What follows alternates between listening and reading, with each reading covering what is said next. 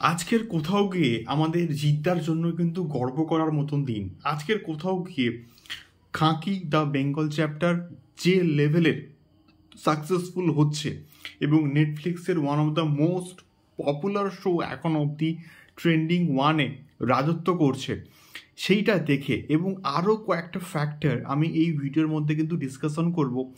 সেগুলোর পর এটা তো আমরা বলতে বাধ্য হব যে এখন আমাদের জিদ্দা শুধুমাত্র টলিউডের মেগাস্টার নয়, বলিউডের মেগাস্টার জিদ্দা।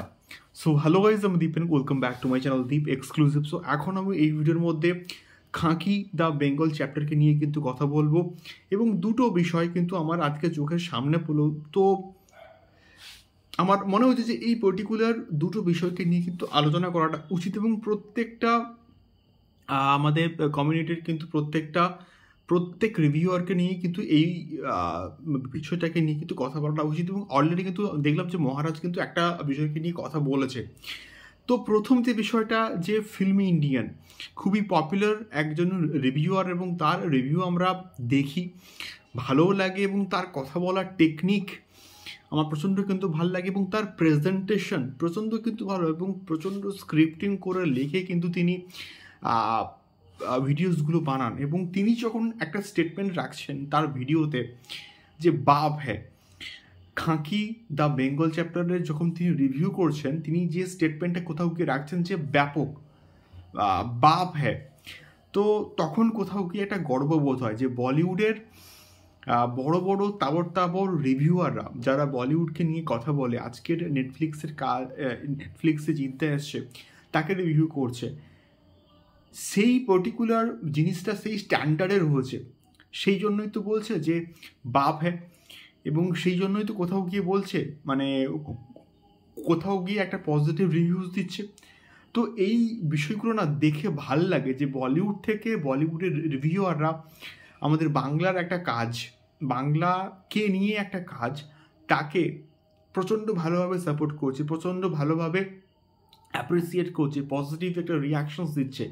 এর থেকে ভালো খুশির খবর কি আর কিছু হতে পারে? আর কিছু বস হতে পারে না। এটা আমাদের কাছে গর্বের ব্যাপার, এটা আমাদের কাছে প্রচণ্ড ভালো একটা গর্বের ব্যাপার যে জিদ্দার খাঁকি দ্য বেঙ্গল চ্যাপ্টার শুধুমাত্র আমাদের টলিউডের আমাদের বাংলার দর্শকরা কিন্তু দেখেনি, গোটা বলিউডের দর্শক কিন্তু দেখছে এবং অ্যাপ্রিসিয়েশন দিচ্ছে, বাহবা দিচ্ছে এবং এর ফলে প্যান ইন্ডিয়া লেভেলে কিন্তু জিদ্দার ক্রেজ বাড়বে কোথাও গিয়ে। দ্বিতীয়ত কথা বলবো ট্যাক্সি। মুম্বাইয়ের বিভিন্ন যে ট্যাক্সি, ইয়োলো ট্যাক্সি রয়েছে, সেগুলো আমার আজকে চোখে পড়লো। সেখানে জিদ্দার ছবি, সেখানে খাঁকি দ্য বেঙ্গল চ্যাপ্টারের ছবি এবং সেই ট্যাক্সিগুলো রাস্তায় ঘুরে বেড়াচ্ছে এবং অলরেডি ট্রেনে খাঁকি দ্য বেঙ্গল চ্যাপ্টারে কিন্তু লোগো পড়ছে এবং সেইগুলো মানুষ দেখছে। যত পপুলার হচ্ছে, যত মানুষ দেখছে, তত কিন্তু মানে নেটফ্লিক্সে কোথাও গিয়ে কিন্তু মানুষ তাকে নিয়ে সার্চ করছে, দেখছে এবং ভিউয়ারশিপ বাড়ছে এবং আরও ট্রেন্ডিংয়ে কিন্তু আসছে খাঁকি দ্য বেঙ্গল চ্যাপ্টার। তো এই বিষয়গুলো না সত্যি বলতে ভাল লাগে এবং এই বিষয়গুলোকে নিয়ে কথা বলতে কোথাও গিয়ে কিন্তু প্রচণ্ড ভাল লাগে। তো তোমরা কারা কারা খাঁকি দ্য বেঙ্গল চ্যাপ্টার দেখেছো এবং তোমাদের ফিডব্যাক কী দেখে কমেন্ট বক্সে কমেন্ট করো, শেয়ার করো। দেখা হচ্ছে পরবর্তী ভিডিওতে জিদ্দা সংক্রান্ত আরও অনেক এক্সক্লুসিভ আপডেটস নিয়ে এবং আশা করবো জিদ্দা ইন ফিউচারে বলিউডে আরও অনেক কাজ পাবেন, কাজ করবেন, এটা আমি গ্যারান্টি সহকারে কিন্তু বলতে পারি। টাটা।